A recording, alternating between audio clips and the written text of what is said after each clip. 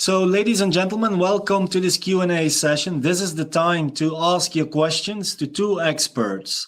Kevin Kibilds of MSD.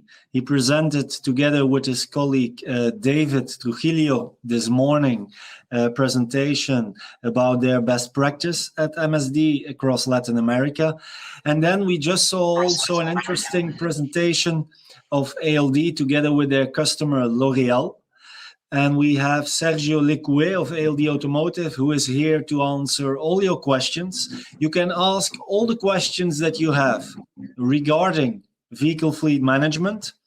Of course, I will try to steer the discussion a little bit towards how to manage financial methods across Latin America.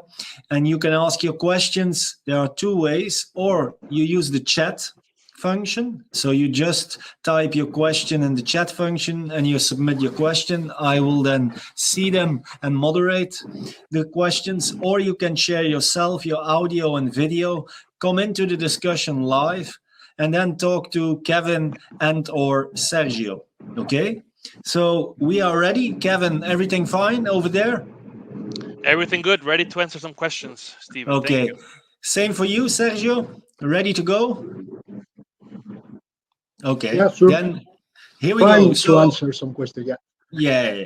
So here we go. First of all, if I understand correctly, Kevin, at the moment, the majority of your fleet across Latin America is purchased. Is that correct? Looking at it in numbers, yes. Looking at it in countries, no. Okay. So yeah, our two main biggest fleet markets, which is Mexico and Brazil, are purchased. So they're fixed assets of the company. Yes. Okay. Sergio, to come immediately to you. How is it possible that a company like MSD is still buying its vehicles in Brazil and in Mexico? Does this mean that full service leasing is not as attractive as you perhaps presented in those countries? Tough question, Sergio. Good question. Very good question to start with forcing up. Basically, what happened with not only with MSD, also with many pharma companies in the region, is that their cost of fund is very, very low. So in terms of feasibility, it's very difficult at some point to justify or to find the ways, if we are only talking about financials, to find the ways of transforming this funded fleet in outsourced. Mm-hmm. But on the other hand, there are many other benefits that the clients can take advantage of, like simplicity in process, like predictability on which will be the cost during the life of the contract and so on. That makes the full service lease as much as attractive as it was like 5 years ago, 10 years ago. So in summary, if we talk about financials, sometimes it's difficult. If we talk about the whole picture with the processes and control and so on, I do think that the full service lease is more attractive than the funded option. Okay, good. To go back to Kevin then, what are the key criteria for a company like MSD and for you as a fleet manager, together with the other stakeholders, to decide if you go for purchasing the vehicles, so your own assets, or if you go for a leasing formula? What are the key criteria for you to decide that? Yes, Steven. To answer this question correctly, I'm going to concentrate only where we have company cars, which is our fixed assets. And like Sergio mentioned, I think our mistake was just to look at it in a financial perspective.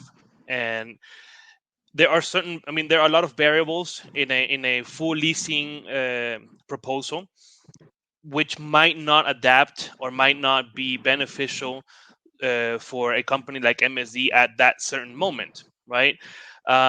Today, we have made some changes on how we administrate fleet. We have the biggest change we have made in the recent years, actually last year or beginning of this year, was changing our lifetime cycle from 36 months to 48 months, which this gives an opportunity for the full service leasing proposal to be much more attractive, right? It changes some aspects of the proposal, and it includes certain beneficial financial terms such as taxes, which can be deducted or are deductible, and that's something we didn't have before. So that's why full leasing is being now more attractive. Other than that, we are now adding the administrative load of work to that, and how the full service leasing can provide us a more controlled view and operation of our fleet in the region, right? By having one supplier, one method of purchasing, we can obviously have more information, concentrated reports, and make our decision making much more easier in the future, right? So I think main variables to answer your question directly, Steven, is financial aspect. Always obviously concentrating that to any local requirements or local law. It's going to be different in every country. And also the administrative or back office load of work that is most likely not being considered in these proposals. Okay. To go back to Sergio, of course, we are still living in the pandemic. Some of us still work from home. In what way does this have an impact on the contract duration of the leasing schemes across Latin America, or don't you see yet a big evolution?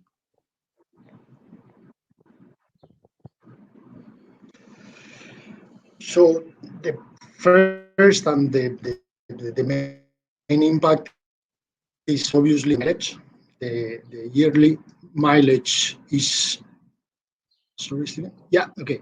I had some connection problems. So the main impact is on mileage. We are realizing that our drivers are registering lower mileage than before.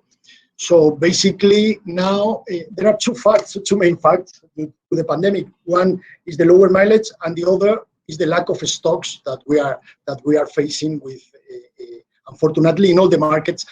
I would say worldwide, but super impacted in the Latin region.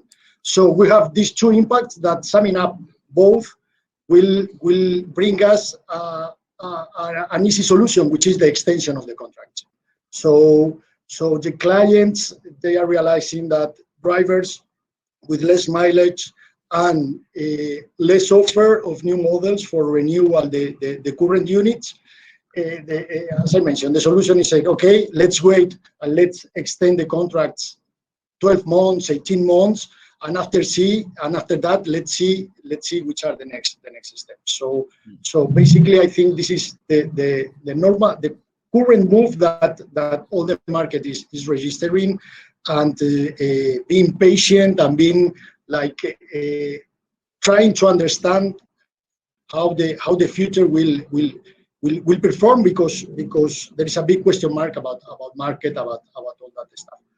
In parallel, there is still not very clear how the drivers will behave in terms, for instance, in terms of commercial activity. We still do not know if the commercial teams will go on the road for 5 days, 4 days, or 3 days. The companies didn't define yet. They are like testing some different initiatives, but it is still not very clear how it will be in the near future. So this is basically the two main reasons why the extensions make a lot of sense. Yeah. Mm-hmm. Okay.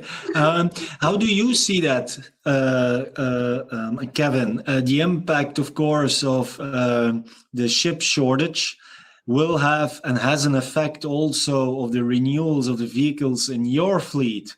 But at one certain moment, I can imagine that also in terms of reliability, safety, and so on, that you as a company would like to change those cars and that people can't drive them for 10 or 15 years, let's say. That's exaggerated, but you know what I mean.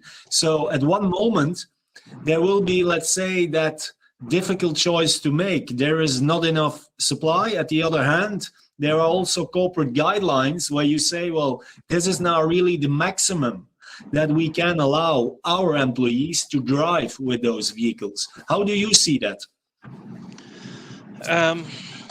This question can be answered in many ways, Steven. I think every company, regardless what they do, we are facing changes because of the pandemic, and we are adapting to this new normal, which is what we call now globally. And we are also making changes in our structure. We're making changes in responsibilities, and we're also making changes on how or from where we work, right? So now we have defined that it's not so necessary to be at the office, depending obviously on your task, what you're meant to do for your company. But you mentioned something very important, which is a corporate guidance or a corporate guideline or a policy, which will always be our rule book, right? So regardless what the market or what the new structure is, we will always try to apply our policy, meaning the renewal of our vehicles, right? Now, if we have certain aspects that are external to us, like this chip shortage, which is also causing a major global problem in the automotive industry, we have to adapt, right? So our goal is to change the vehicle, but if there is no vehicle to purchase, we have to adapt to that, right? And we have to extend the life cycle of that vehicle. Obviously, keeping in mind that our first priority is when there is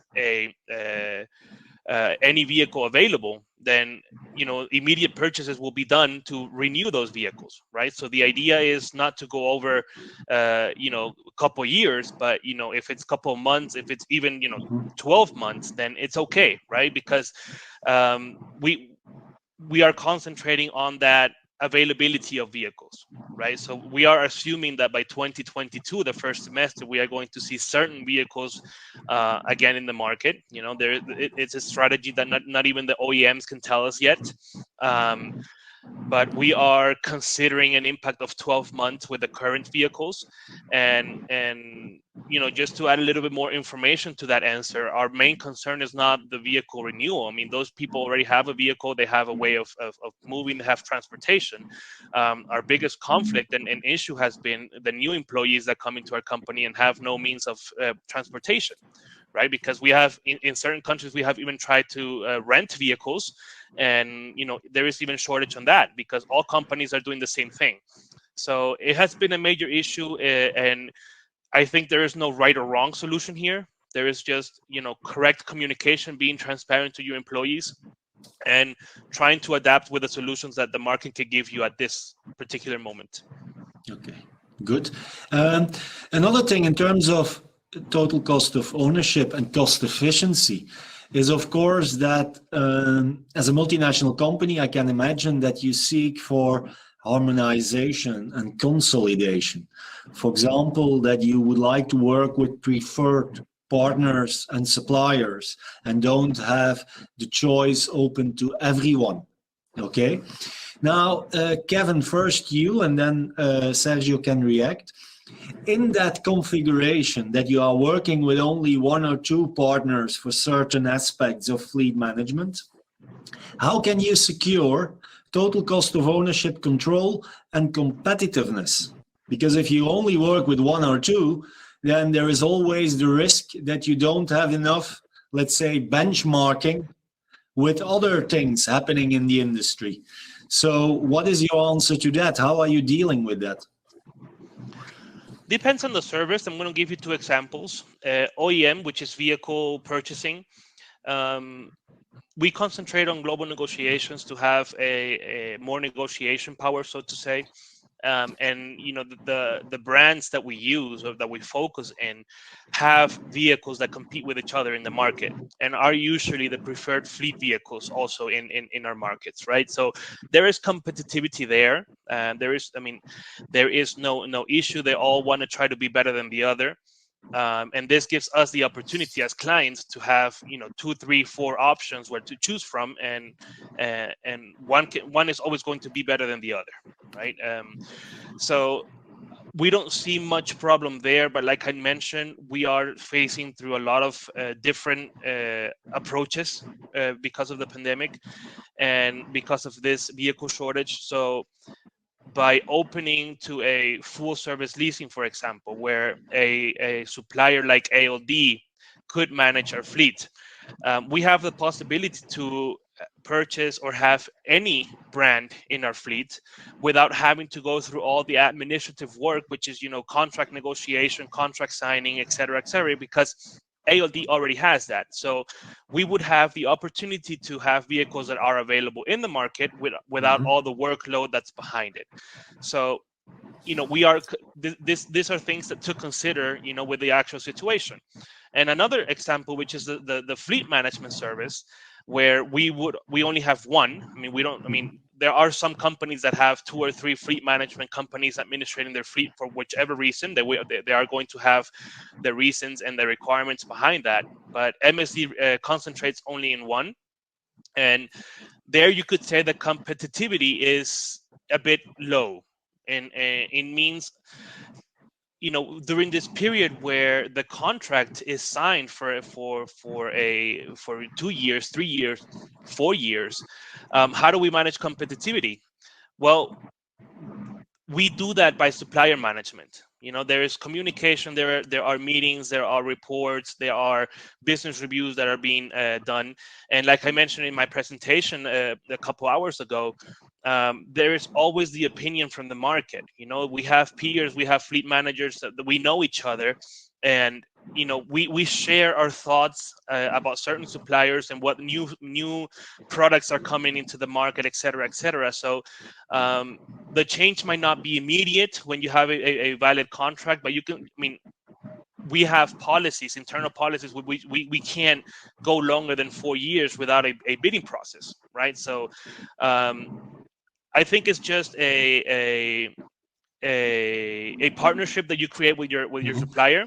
And as long as that supplier gives you and fulfills your requirement and you have good service, there is really no competitivity that you have to search for, right? If there is a certain product that you might be needing and your current supplier cannot fulfill that, then it's obvious that you're going to start a bidding process because it's something you have to cover. It doesn't really have to do with competitivity, right? So it depends on the service. You will seek for competitivity in some services, which is vehicles. Which vehicle is better for a lower price, but you also have to have a strong relationship and partnership with your supplier, where competitivity doesn't really play a role. Okay, good. Sergio, a reaction from you. I can imagine that from a leasing fleet management supplier point of view, that you support customers that only work with you, with ALD. Or do you say, well, in fact, no, a little bit of competition, a little bit of, let's say, from the customer's point of view, to have 2 leasing companies, 3 car manufacturers, etc., is not a bad idea in the end? At the end, under my point of view, the key point is how are you managing the information?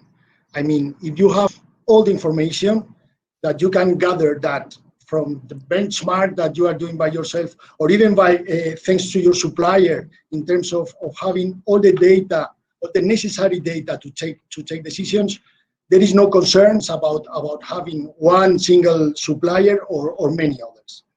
The way that we think that we should work on this harmonization, for instance, in the region, which is quite common within our international clients, is exactly that. Is, on one hand, providing information about the real cost, the real expense that the client is having with us, but on the other hand, and also it's very important, to benchmark, to show benchmark of the industries with many other clients. So at the end, we put everything on the table. We try to give as much accurate information as possible to the client and give them the option of choose one or many others. So it's a matter of information in concerning our segment of fleet management. Mm-hmm. If we talk about OEMs, for instance, it's different. It's a bit difficult to unify in one single OEM across the region. The particularities of the countries are very special from one to the another, and there is not any single OEM who is dominating in the whole Latin environment. So at this point, is also to try to hear. It's good to hear the local stakeholders in order to take their decision. Yeah. Okay, good. Kevin, you wanted to add something? Yes, Steven, I think for our viewers that are listening to this Q&A session, I think the best message that they can take home with them is, in a regional perspective, there is no perfect supplier. Whatever is good with one is going to be bad with the other, and whatever is good with the other is going to be bad with the other. I mean, that's a law. But it's also important to mention there is no perfect client. You know, there are some clients that are very picky and nothing ever is going to work, and they're always changing their requirements, and they're changing their policy, and they're changing the service they required from the beginning, which makes it very complicated for a supplier to follow. So you might be with the perfect supplier for 1 month, and then you have a new requirement, and that supplier is all of a sudden not the best one. So I think the direct message is there is no perfect supplier, there is no perfect client. It's a matter of communication. It's a matter of, like I mentioned, partnership. So I think that's very important. There is no real answer to that question, so to say. Okay, Sergio, Latin America has a volatile economic situation since years. I believe that we see now again that some interest rates are on the rise again. How do you deal with that as a leasing company towards your customers, with that economic volatility, interest rates that are going up and down, etc.? In terms of, let's say, sales argument, this is the perfect situation for a lease company, because the client will have predictability about which would be the real cost during the next years. So this is one of the main advantages of the full service lease. We are affording all the risk of the volatility of interest rates or residual values. So at that point, it's okay. Internally speaking, this is another question. We obviously are facing big question marks or big discussions because I mean, basically not only the Latin region, also some countries as US, for instance, we are seeing the impact of the inflation in the economy. So at the end, it will impact the interest rates everywhere because it's the only tool that the central bank has to mitigate this impact. So it will bring more questions on the table in order to discuss and in order to analyze the advantage of having this full service. So inflation, which also impact not only the price of the cars, which also impact the maintenance, the repairs, and everything. Interest rates, also volatility and going up, or going to the space, let's say like this, makes that to the clients would be very difficult if they want to afford and they want to continue with this funded fleet setup, because they are running with all the risk of these economies. So I think that in a commercial point of view, from our side as a fleet company, we are in a good position to offer different advantages to our clients. Okay. To the people in the room, if you have questions for Kevin and for Sergio, please add them, submit them via the chat function. We still have some time to ask questions. Another topic that I would like to discuss, and perhaps starting with Kevin. Kevin, you are reviewing, of course, on a regular basis, different elements of your fleet management strategy in Latin America. We talked already about your exercise to go to a leasing setup in some countries. Knowing that there is uncertainty on an economic level, there is uncertainty in the market. Now and then we face a crisis like the chip shortage or like the pandemic or perhaps the financial crisis, etc. How do you match the full service leasing configuration where you have, let's say, sort of a fixed contract long term with probably less risk and more flexibility that you are also looking for at the other hand? What I mean is, doesn't full service leasing or a long-term contract, isn't that in opposite with the flexibility that you probably are looking for to counter possible critical situations in the future? Yes, Stephen, good point. I heard from a previous presentation this morning, there was a client who took 10 years to change to leasing, right? And I think that's exactly why. There are, if you put this on a balance, there are always going to be positive aspects for leasing. You have that clarity and transparency on your cost. You can estimate yearly costs and make financial decisions. But on the other hand, it kind of contradicts some other initiatives that you might be having, right? And in the world that we live in, where we have newer generations coming in, where are concentrated in mobility, are concentrated in, even going to work in a bicycle, so how does this contradict the full service leasing that we're aiming to, and how much movement or how much freedom are we going to have if we do have a contract to full service leasing and tomorrow we want to change to some other type of mobility that doesn't have to do with a vehicle, right? So it's tough conversations, because even within our own stakeholders internally, we have different opinions and there are different aspects to be covered. But at the end, I think as a company, we always make the best decision, and we have to,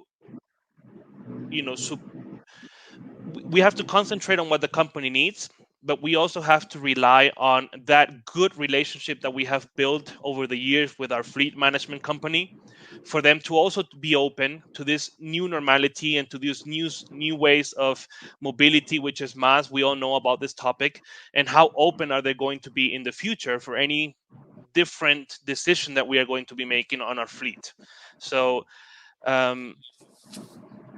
I think, and we have to take this also to a regional level.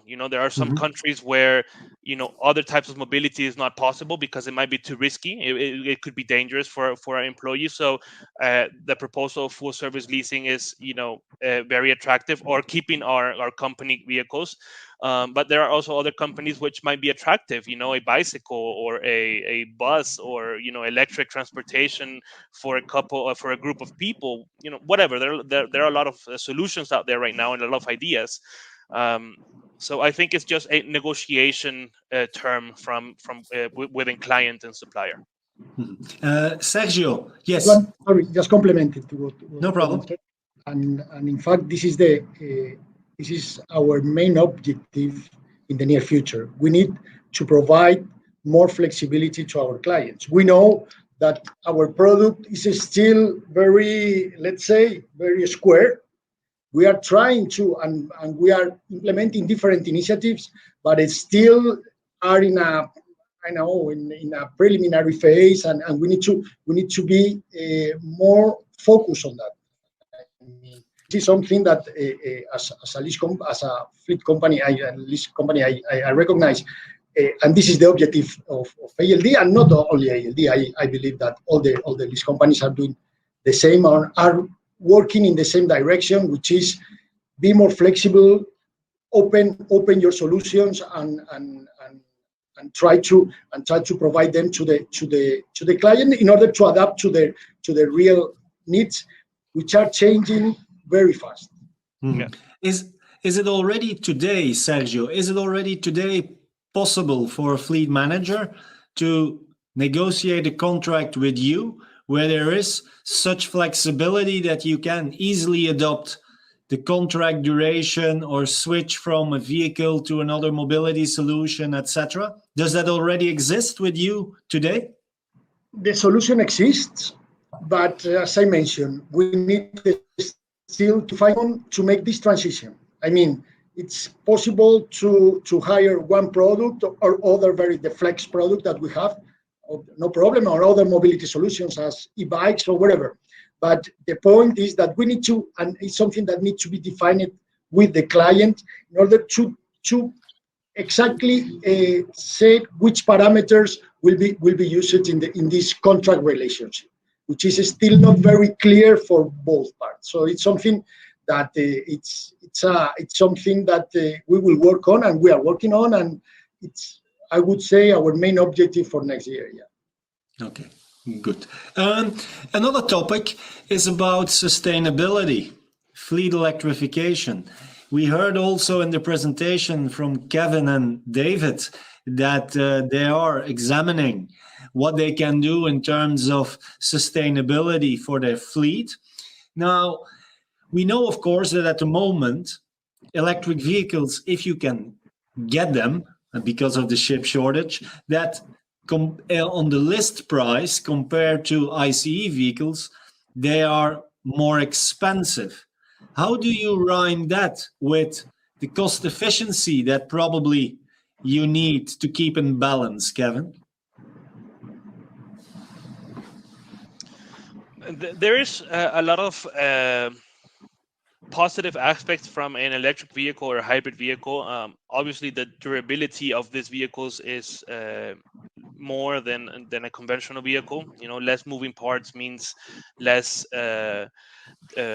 depreciation or less damage to the vehicle, so you can keep them longer, right? So maybe the impact of the cost when you buy the vehicle, it would be balanced, you know, for with the 5 or 6 years that you can use these vehicles instead of 3 or 4 with a conventional one.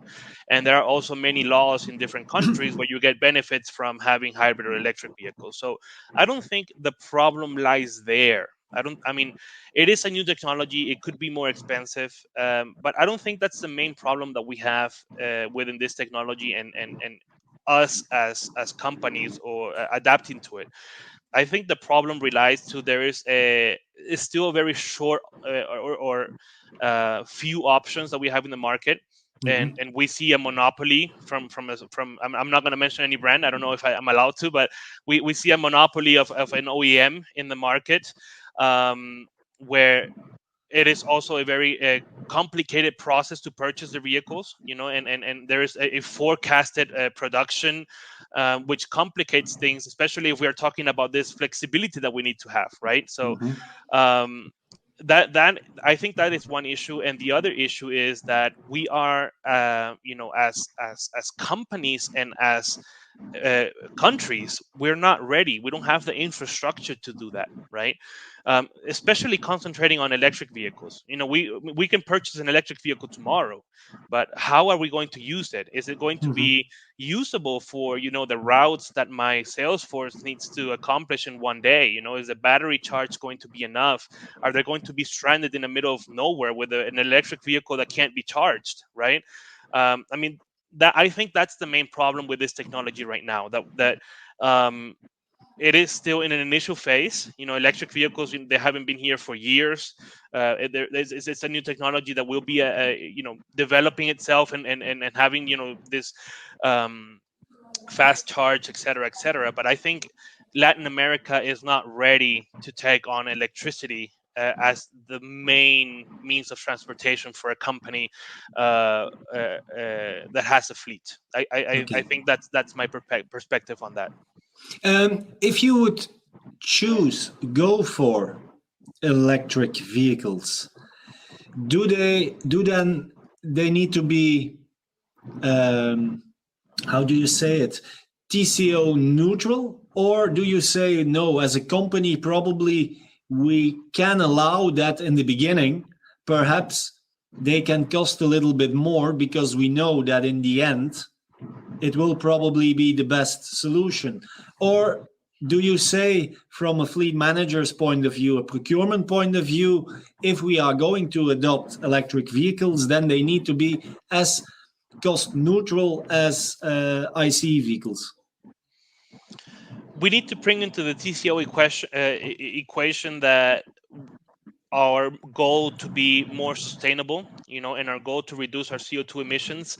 And we are talking, general terms. MSD has a goal to reduce CO2 emissions, and fleet is obviously one of the main areas that are being questioned. So if we bring that into the TCO, we can be a bit more flexible on those results, right? Because we obviously try to keep the TCO as balanced and as flat as possible. Mm-hmm. And if we balance it out, that if the TCO of an electric vehicle for 3 or 4 years is going to be higher than a normal vehicle, but at the end, if we take that to 5-6 years, we might be at the same TCO level, right? But if we are a bit higher, but consider that it's going to help in our goal to be sustainable, then I think that's something we could take, as as a condition to fulfill some goals that the company has as well. Okay. Sergio, do you agree with Kevin that the market, so the supply of electric vehicles and the infrastructure, the charging infrastructure, are lacking compared to the willingness of multinational companies and probably also younger employees to turn to electric vehicles? So the region, we all know that the region is not ready for a pure electrification. There's no way. You can try to implement different specific projects in main cities for those vehicles, probably something like LCVs for last mile distribution and that kind of stuff, but always taking into account that the wall box to fill it up, your battery, needs to be at your premises at some point. So if you cannot deal with that, it's basically almost impossible to develop a pure electrical fleet, green fleet. Mm-hmm. On the other hand, no, you can, Sergio. You can continue. Just complementing in terms of TCO. What I'm feeling is that my feeling is that all the markets, all the players of the market, being clients, OEMs, even lease companies, we need to bet on this product. So at some point, we need to assume some risk. What is done at ALD? We do not have visibility about the residual values. We do not, and even taking into account the battery and how we can reuse the battery after 6-7 years. It's basically like a bet, but our strategy is that we know that we need to incentivize this kind of fleets. So we need to push as much as possible the residual value up. So it's probably it's a risk. We know that, but we know that we also realize that it's the only way to have to promote the product. If not, it would be almost impossible. Okay, good. Kevin, you wanted to add something? Yes, Steven, I don't know if you remember from my presentation, there was an example of TCO, which actually included the time our sales force spends looking for a parking spot, right? It not always is considered. This is just an example of a TCO, but if we take that to electric vehicles, consider the time they need to charge, and I think that time to charge an electric vehicle is way much longer than whatever we might spend looking for a parking spot. So um, it's difficult. It's a difficult technology right now to implement. We do want it, we do need it, we will get there, but it'll take time for the region. Okay. Final topic that I would like to tackle, looking a little bit into the future, is of course also new mobility solutions. Kevin, you already touched upon it. You say, okay, if we are looking for more flexibility, then probably we also are going to look at what kind of micro mobility solutions are perhaps suitable for our employees. Do you already have, from a corporate point of view, other types of mobility solutions than vehicles? Or is it for the moment just cars and LCVs that you are having? I can't confirm to 100%. I don't want to give any false data here, but I think in countries or regions like North America and Europe, I think we do have the possibility of scooters or e-bikes, or But at not in least Latin America. no, not in Latin America. If we Okay. concentrate to Latin America, we don't have any other means of transportation but the vehicle, right? With all of these new changes because of pandemic and that we don't visit the offices as much, or maybe just a concentrated group, we need to start thinking about other solutions. Or I mean, just to offer them. It's not that they're being required, but thinking of that outside the box, and allowance, for example, give them not mobility solution, but maybe an allowance where people don't really need to move as much and can use maybe that benefit from the company in other type of benefits they need for their family. Um, because it's important to mention, Stephen, that in Latin America, the vehicle plays a very important role as a benefit, as a whole proposal for when you're signing your contract. And we also have the sales force, so if Yeah. we break that in two groups, the sales force, it's very important for them to have mobility, and that's going to be complicated not being a vehicle, because we have different routes and different responsibilities. But concentrating on the benefit perspective, that's where we have a lot of flexibility. We have more room to play, offer allowance, offer electric vehicles, hybrids, or like Sergio mentioned, that's this last mile mobility solutions. It doesn't really have to mean that you're transporting goods. It can be for people, so you can have an electric bus or something that has a route that could benefit people. So there are a lot of things to think about. The market is offering. I think Sergio mentioned this, as a fleet management company, they're concentrating on flexibility. They want to offer solutions, and I think all fleet management companies and other smaller companies that maybe don't manage fleets are also thinking on how to be innovative and how to offer solutions. So I think time will tell, but I think we are all discussing the same thing, and we just don't talk to each other, so we're waiting for somebody to implement and hope for that to be a solution. I think communication needs to be more open and wide between all of us as players of this industry. That's also what we try to achieve here, of course, that we can communicate among each other. Sergio, final question. In terms of TCO optimization in Latin America, what would be your main tip for fleet managers? What is the thing to do if they need to optimize TCO? Question everything. Put everything and go deeper. We have many tools in order to get the most accurate information as possible.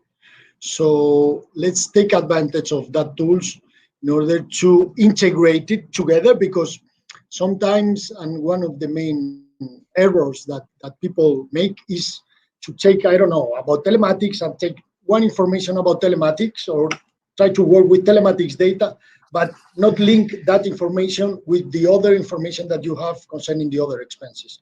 So the main challenge is that is try to question everything to get all the information, but not only have this information, you need to know how to work with that, integrating all of them into one single amount, let's say like this.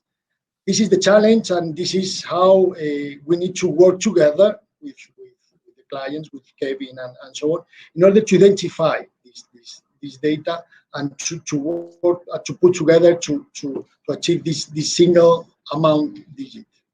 Okay. Kevin, what would be your main tip for your peers in Latin America if they want to optimize TCO control? Trust your supplier. They are the experts on this, and I think they manage your information, and like Sergio said, they have tools for that. So trust is a complicated word, but sit together with your supplier and review this information. Like Sergio said, question everything. You can trust them on the information because at the end it has to match your spend, which you control internally.